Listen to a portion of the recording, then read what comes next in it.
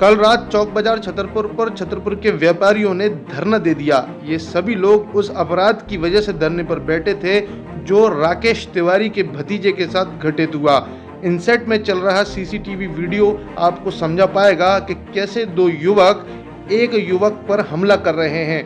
दरअसल में ये दोनों लड़के पिस्टल की दम पर विवेक तिवारी के घर में घुसने की कोशिश कर रहे हैं, जो राकेश तिवारी का भतीजा है। राकेश तिवारी प्रतिष्ठित व्यवसायी और सामाजिक कार्यों में हमेशा अव्वल रहते हैं। अब हम मामले पर प्रकाश डालते हैं। घटना शुक्लाना मोहल्ले की है और राकेश तिवारी के भतीजे विवेक तिवारी के घर की है।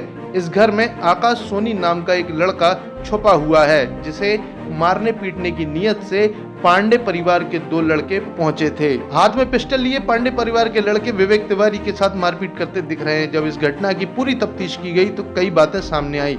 आकाश सोनी और पांडे परिवार की बेटी के बीच दोस्ती थी, जिसको लेकर विवाद खड़ा हो गया और पांडे परिवार की लड़की ने 2 दिन पहले डाई पी ली, जिसका जिला अस्पताल छतरपुर में इलाज हो रहा है। संभवतः इसी बात से नाराज होकर पांडे परिवार के लड़कों ने आकाश सोनी को मारने पीटने या उस पर अन्य अपराध करने की योजना बनाई, लेकिन आकाश विवेक के घर में था, जिस कारण वो लोग विवेक तिवारी के घर पहुंच गए और विवेक के द्वारा विरोध करने पर उसके साथ उसी के घर के बाहर मारपीट शुरू कर दी। हाथों में पिस्टलें थीं और पत्थर इत्यादि से विवेक की मारपीट हो रही थी। घटना सीसीटीवी में रिकॉर्ड हो गई है। इसके बाद रिश्तेदार और व्यापारी गण सीधे कोतवाली पहुंचे और उपद्रवियों के विरुद्ध मामला दर्ज कराने के लिए जमकर हंगामा होने लगा। पुलिस मामले को टालना चाह रही थी, लेकिन इससे नाराज होकर व्यापारी चौक बाजार चौराहे पर ही धरने पर बैठ गए।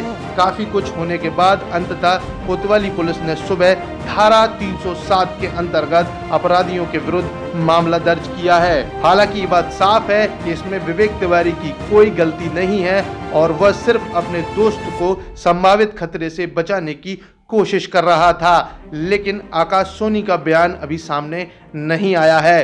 फिलहाल हाथ में पिस्टल लिए हुए पांडे परिवार के दोनों लड़कों पर मामला दर्ज हो चुका है और ये निश्चित ही अब जेल जाएंगे।